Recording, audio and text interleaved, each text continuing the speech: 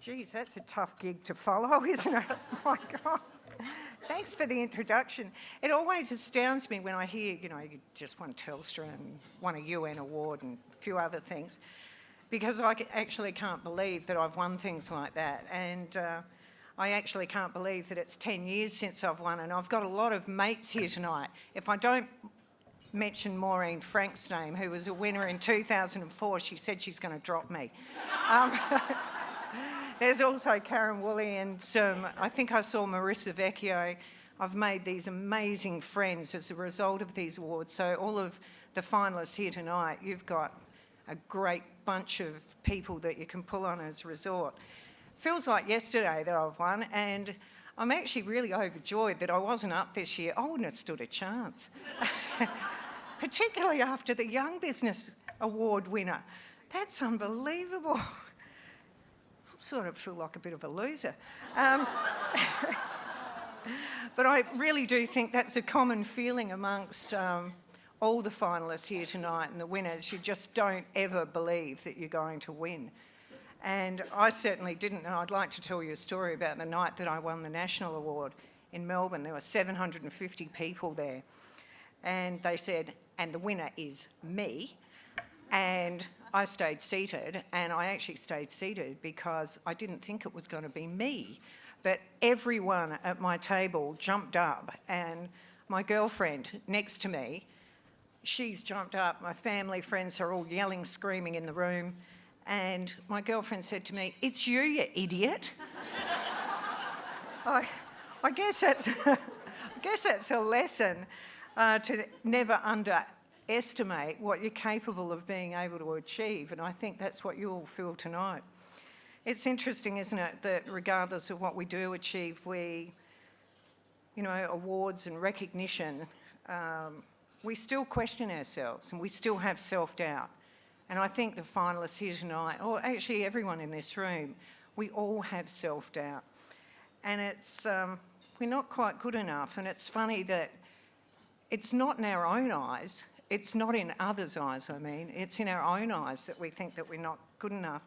And it took me until I was 47, I know I only look about 25, when I won the National Award, that I realised that I knew something about business. I actually thought that I just goofed off and clowned around and had fun, I didn't actually think that I knew what I was doing. But it sort of really took others, and that was a wonderful group of people at Rockcote, to make me really realise that I did know something about business. And probably one of the greatest rewards that I've ever received in my life was the Monday morning after I'd won the National Award. I walked into the Rockcote office. Doors fly open into the reception area, and there were red manila folders all along the floor like the red carpet. And all the staff were jammed into the reception area. It's a bit tatty, but they presented me with this.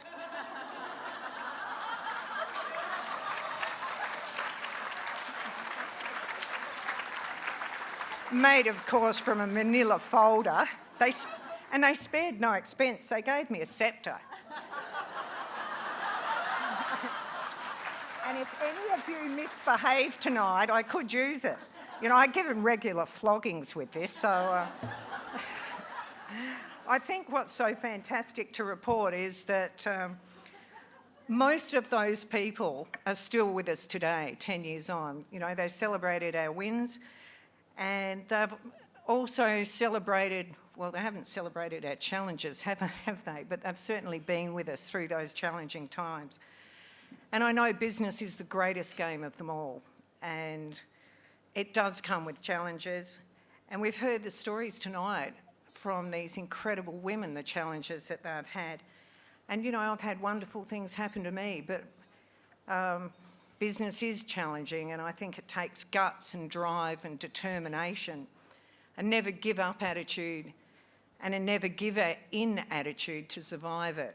And I think that's a common thread that runs through all the finalists here tonight that have been recognised, that we do have challenges in business. Over the years, we've had to endure employee fraud, which is really terrible. That was in the early days of the business, and I'm surprised Rockcote ever survived. It almost sent us broke. We've also had multinational companies trying to drive us out of business. And you're going to love this one. We were ridiculed and seen as totally mad and lunatics because we took an environmental approach in our business. And that started back in the 90s, and that's what we won a UN award for.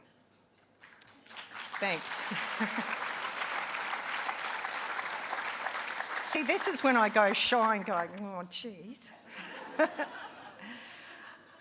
My husband's a complete lunatic, as many of the alumni here tonight would testify to. And back in 2000, he set a goal that we were going to be the first fully sustainable and regenerative company on the planet by the year 2016. I'm happy to report that we are very close to achieving that goal, which is incredible. Thanks.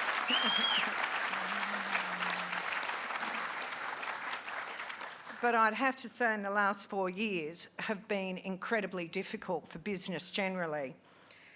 And that's why I think it's so incredible tonight that we're celebrating people's success, because with the GFC, I'm surprised a lot of businesses are here.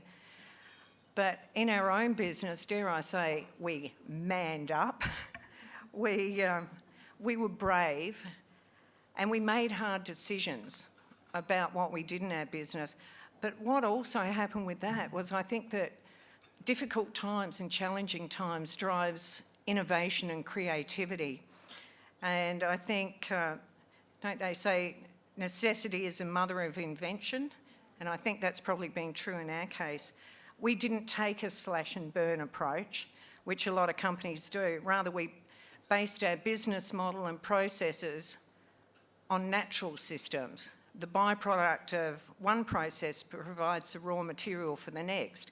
So waste becomes a resource, and that actually reflects on your bottom line. And we've always said the bottom line of green is black, and that actually is true.